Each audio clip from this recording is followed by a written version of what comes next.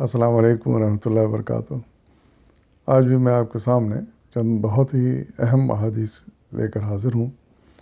یہ احادیث زیادہ تر آخرت سے متعلق ہیں۔ غور فرمائیے گا ان میں کہ رسول اللہ علیہ وسلم نے کیا عظیم شان باتیں کہی ہیں اور کتنی مختصر انداز میں سمجھانے کی کوشش کی ہے۔ آخرت کیسی ہوگی اور کیا ہوگی۔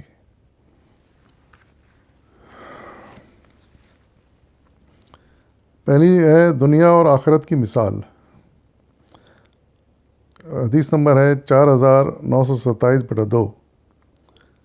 حضرت مستور بن شیداد رضی اللہ عنہ سے روایت ہے کہ رسول اللہ صلی اللہ علیہ وسلم نے فرمایا کہ خدا کی قسم آخرت کے مقابلے میں دنیا کی مثال ایسی ہے جیسے کوئی شخص دریا میں انگلی ڈالے پھر دیکھے کتنی گیلی ہوئی ہے، یعنی انگلی پہ لگا پانی دریا کے مقابلے میں کتنا ہے۔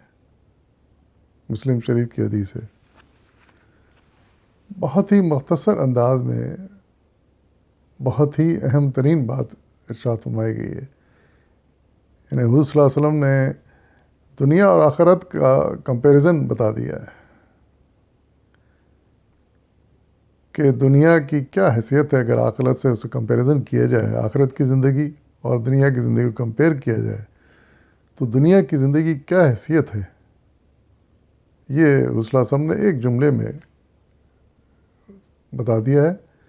اب ہمارا کام یہ ہے کہ ہم اس پر غور کریں، اسی گہرائی میں جانے کی کوشش کریں۔ یعنی مثال یہ دی آپ نے کہ جیسے ہم کسی دریا کے کنارے کھڑے ہوں اور اس میں ایک انگلی ڈبائیں اور ڈبا کے نکالیں تو کتنا پانی اس میں لگے گا انگلی میں۔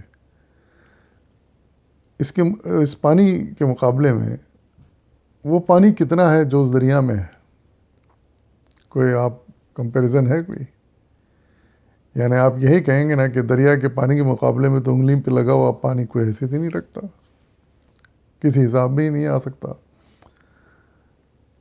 یہی بات رسول اللہ صلی اللہ علیہ وسلم نے سمجھانے کی کوشش کی ہے کہ دنیا کی زندگی اس انگلی میں لگے پانی کی طرح حقیر ہے، معمولی ہے، اس کی کوئی حیثیت نہیں ہے بنسبت اس آخرت کی زندگی کے۔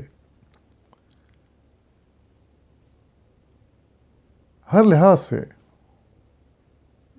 اللہ تعالیٰ نے قرآن میں بڑے واضح الفاظ میں یہ تمام باتیں بتائی ہیں کہ آخرت کی زندگی ہمیشہ کے لیے ہے، ایٹرنل لائف جسے انگلش میں کہیں گے، ہمیشہ کی زندگی۔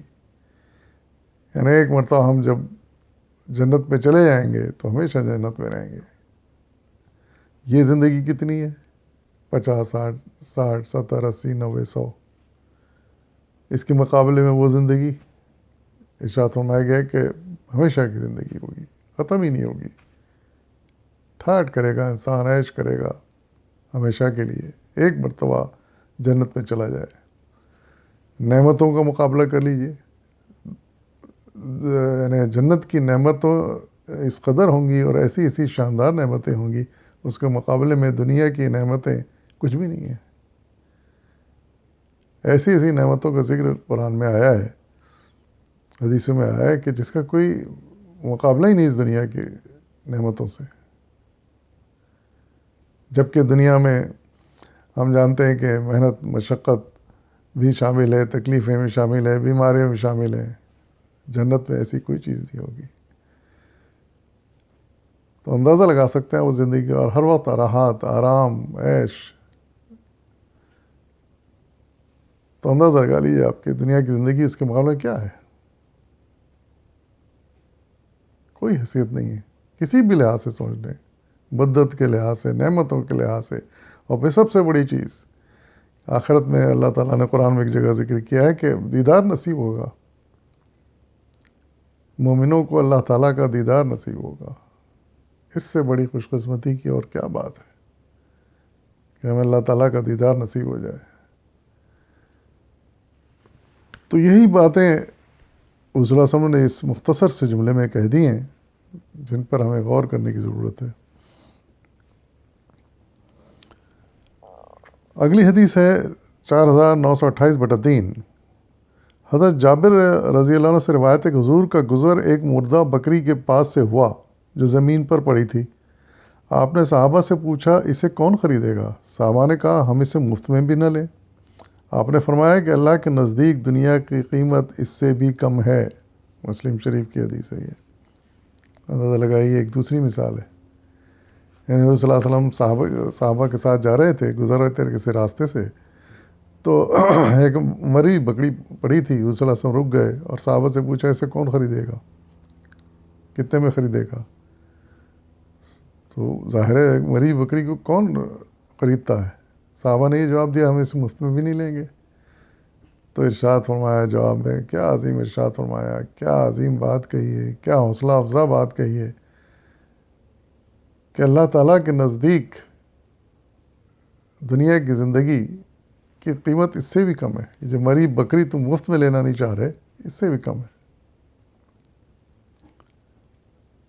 اندازہ لگائیے کہ وہ خالق جس نے جنت پیدا کی ہے، دنیا آخرت پیدا کی ہے، وہ یہ کہہ رہا ہے کہ دنیا کی زندگی کی کوئی حیثیت نہیں ہے اس زندگی کے مقابلے میں جو جنت میں ملنے والی ہے۔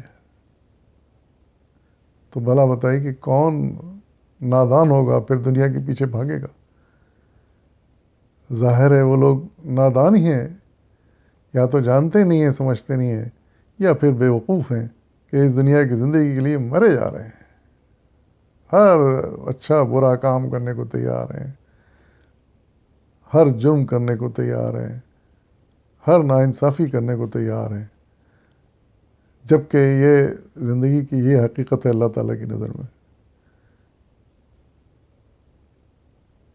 تو ایسے لوگ چاہیے کہ کم سے کم دین کا کچھ یہ حدیثیں پڑھیں، قرآن پڑھیں، تاکہ انہیں پتہ چلے یہ زندگی کیا ہے، نادان نہ بنیں۔ نہیں معلوم ہے تو معلوم کریں کہ کیا ہے یہ دنیا، کیا ہے آخرت کی دنیا، کیا ہے، پھر مقابلہ کر کے دیکھ لیں، پھر ان کو جو بہتر نظر آئے اس کے پیچھے بھاگیں۔ اگلی حدیث ہے 4929/4۔ حضرت ابو ہریرہ سے روایت ہے کہ رسول اللہ صلی اللہ علیہ وسلم نے فرمایا کہ دنیا مومن کے لیے قید خانہ ہے اور کافر کے لیے جنت ہے۔ مسلم شریف کی حدیث ہے۔ یہ بھی دیکھیے آخرت سے متعلق بڑی بہترین بات مختصر سے جملے میں۔ بڑے بڑے فلسفیوں نے کچھ چند جملے کہہ دیے ہیں، ہم آج بھی ان کو کوٹ کرتے رہتے ہیں دنیا کے۔ حضور صلی اللہ علیہ وسلم نے ہیرے جواہرات بکھیر دیے ہیں، موتی بکھیر دیے ہیں، ہم ان کی قدر نہیں کرتے، نہ ہم ان کو پڑھتے ہیں، نہ ان کو سمجھتے ہیں۔ کتنی بڑی بات کہی گئی ہے کہ مومن کے لیے قید خانہ ہے دنیا، یعنی اس سے کب چھوٹے اور کب نکلے اور جنت پہنچ جائے، ہمیشہ کی زندگی، ہمیشہ کی نعمتیں حاصل کر لے۔ اور کافر کے لیے چونکہ وہ آخرت پہ یقین ہی نہیں رکھتا، تو اس کے لیے تو یہ دنیا جنت ہے، اس کی تمام نعمتیں اس کے لیے بہت ہیں، بس انہی کو حاصل کرنے میں لگا ہوا ہے، مگن ہے۔ کیونکہ یا تو اسے پتہ ہی نہیں کہ آخرت کی نعمتیں کیا ہے، یا اگر پتہ ہیں تو تب بھی وہ جو ہے نا ان کی فکر نہیں کرتا، اسی دنیا کی نعمتوں میں مگن ہے۔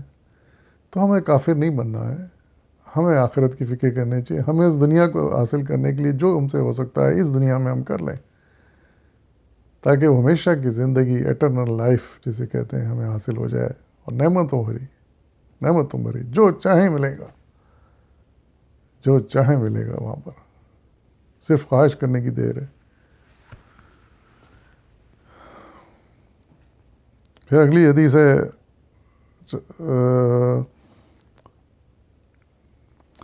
4929/5۔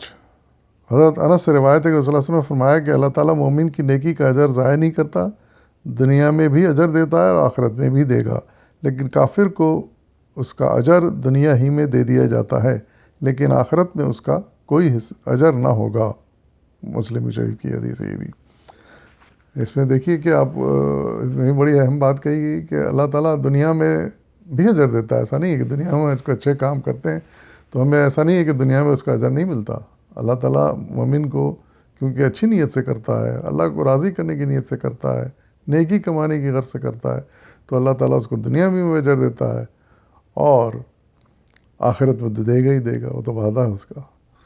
لیکن کافر کو جو کچھ اجر دینا ہے، وہ کافر بھی اچھے کام کرتے ہیں، کوئی شک نہیں ہے، نیکی کے کام بھی کرتے ہیں، اچھے کام بھی کرتے ہیں، تو ان کو ان کا اجر دنیا میں دے دے گا، کیونکہ وہ یقین ہی نہیں رکھتے آخرت پر، تو اس لیے دنیا میں ان کو نپٹا دے گا، ان کو اجر دے دے گا، اچھی نعمتیں دے دے گا اور اضافہ کر دے گا نعمتوں میں۔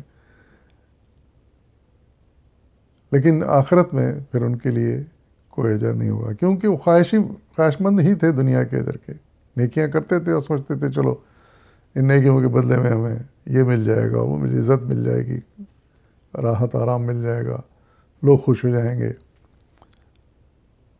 اور بڑا نام و نمود ہو جائے گا، یہ ساری چیزیں اس کو مل جاتی ہیں دنیا میں، نعمتیں اس کے بھرپور ملتی ہیں، لیکن آخرت میں پھر اس کا کوئی حصہ نہیں، کوئی اجر نہیں۔ اگلی حدیث ہے جس میں 5 چیزوں کی اہمیت کے بارے میں بیان کیا گیا ہے۔ حدیث نمبر ہے 4945/20۔ عمرو بن میمون اودی رضی اللہ عنہ سے روایت ہے کہ رسول اللہ صلی اللہ علیہ وسلم نے فرمایا کہ 5 چیزوں کو 5 چیزوں سے پہلے غنیمت سمجھو۔ نمبر 1 بڑھاپے سے پہلے جوانی کو، نمبر 2 بیماری سے پہلے صحت کو، نمبر 3 افلاس سے پہلے خوشحالی کو، نمبر 4 مشاغل سے پہلے فراغت کو، نمبر 5 موت سے پہلے زندگی کو۔ ترمذی شریف کی حدیث ہے یہ۔ اس میں بھی بتائیے کہ کتنی کام کی باتیں کہی گئی ہیں، یعنی رسول اللہ علیہ وسلم نے فہرست بتا دی ہے کہ کون سی ایسی چیزیں ہیں جن کو غنیمت سمجھنا چاہیے، ان کی اہمیت سمجھنا چاہیے، ان کو بہتر سے بہتر ان کا استعمال کرنا چاہیے، سمجھے نا۔ یہ جیسے میں نے پڑھ کے سنائی، یہ 5 پہ آپ غور کریں، اور حقیقت ہے کہ یہ 5 چیزیں بڑی اہم ہیں، یعنی جوانی، صحت، خوشحالی، فراغت اور زندگی، یہ اللہ تعالیٰ کی دی ہوئی بہت بڑی نعمتیں ہیں۔ ہمیں ان کا نہ صرف شکر ادا کرنا چاہیے کہ اللہ نے ہمیں یہ نعمتیں دیں، بلکہ ان کی قدر کرنا چاہیے، اور جتنا ہو سکے آخرت کے لیے ان سے فائدہ اٹھانا چاہیے، یعنی ان کو استعمال کرنا چاہیے، ان نعمتوں کو آخرت کے حصول کے لیے۔